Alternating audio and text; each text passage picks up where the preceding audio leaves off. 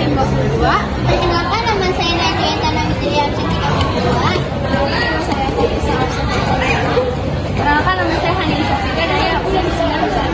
Perkenalkan, saya Azhar Dia absen 7.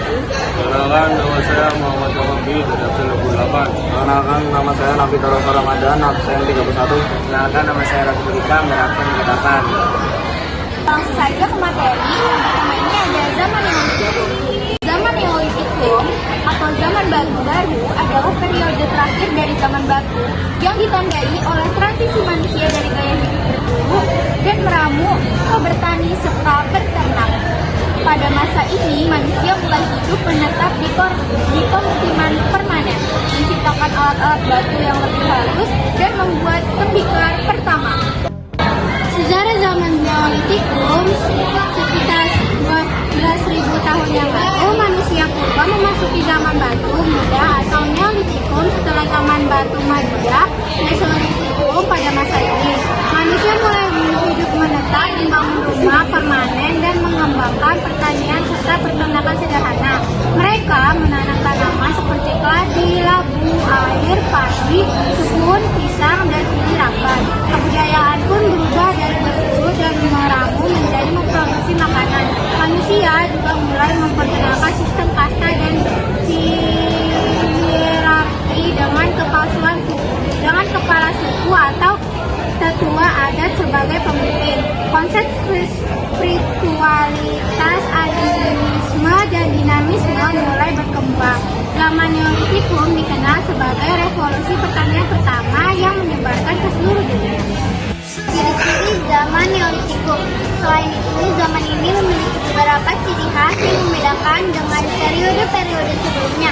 Yang antara lain adalah yang pertama, sudah memiliki tempat tinggal yang bersifat permanen. Yang kedua, tidak lagi bergantung kepada meramu dan berburu, tetapi sudah mulai memproduksi makanannya sendiri, melakukan kegiatan bercocok tanam dan juga memelihara hewan ternak sebagai sarana produksi bahan makanan.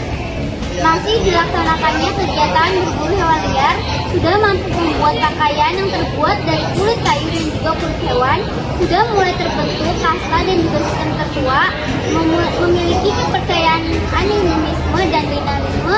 Peralatan yang digunakan sudah mulai diolah dengan lebih baik, seperti dihaluskan dan dipertajam. Mulai dipertemukan perhiasan-perhiasan serta kerajinan dari sampah kerang, batuan serta tanah liat dan terbuka. Peninggalan budaya zaman Neolitikum. Perkembangan kebudayaan zaman batu muda lebih berkembang daripada zaman batu madia. Hal ini dikarenakan adanya imigrasi penduduk Proto-Maju dari Yunani, Cina Selatan, dan Asia Tenggara termasuk Indonesia. Kedatangan bangsa Proto-Maju membawa kebudayaan baru berupa kapak persegi. Kebudayaan Neolitikum ini kemudian menyebar ke seluruh Nusantara. Soekarno menunjukkan kebudayaan Neolitikum inilah yang menjadi dasar Indonesia sekarang ini. Berdasarkan penemuan, hasil kebudayaan pada zaman batu muda di Indonesia terbagi menjadi dua kelompok. Dua kelompok besar, yaitu kelompok besar yaitu kapak persegi dan kapak lonjong. Di samping ada hasil kebudayaan lain. Satu kapak persegi, dua kapak bahu, tiga kapak lonjong. Lalu ada pengertian umum. Zaman Megalitikum adalah zaman di mana manusia belum mengenal logam untuk membuat perkakas dan pelaratan, sehingga bangunan dan alat-alat yang digunakan terbuat dari batu. Zaman Megalitikum dikenal juga dengan sebutan zaman batu besar. Berdasarkan cara pemrosesan dan fungsi perkakas, zaman batu terbagi dibagi menjadi 4, yaitu zaman Paleolitikum, zaman batu tua. Lalu ada zaman Mesolitikum, zaman batu madia. Terus ada zaman Neolitikum, yaitu zaman batu muda, dan zaman Megalitikum, yaitu zaman batu tua. Mengenal masa Megalitikum. Megalitikum berasal dari bahasa Yunani, yaitu kata mega, berarti besar, dan litos yang berarti batu. Diperkirakan zaman batu besar telah ada sejak zaman batu muda hingga zaman logam. Saat itu, zaman Megalitikum merupakan zaman di mana alat yang dihasilkan berupa bangunan besar yang kemudian difungsikan untuk teman beribadah pada arwah nenek moyang dalam kepercayaan animisme dan dinamisme. Periode zaman Megalitikum tua. Periode ini menyebar di Indonesia pada 2500 sampai 1500 sebelum Masehi, dan hasil kebudayaan zaman batu muda dipengaruhi oleh kebudayaan tapak persegi. Megalitikum muda.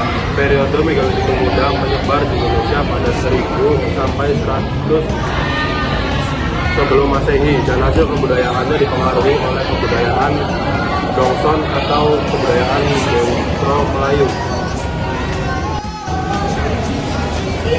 Ciri-ciri zaman Megalitikum: kerusakan buku sejarah nasional Indonesia, zaman perang sejarah sampai masa proklamasi kemerdekaan menyebutkan ciri dari zaman batu besar adalah: 1. Banyak bangunan yang terbuat dari batu besar yang masih besar. 2. Peralatan diberikan dengan jiran panas rendah. 3. Cara hidup yang sederhana karena masih panasnya berkelas. Peninggalan budaya Jogja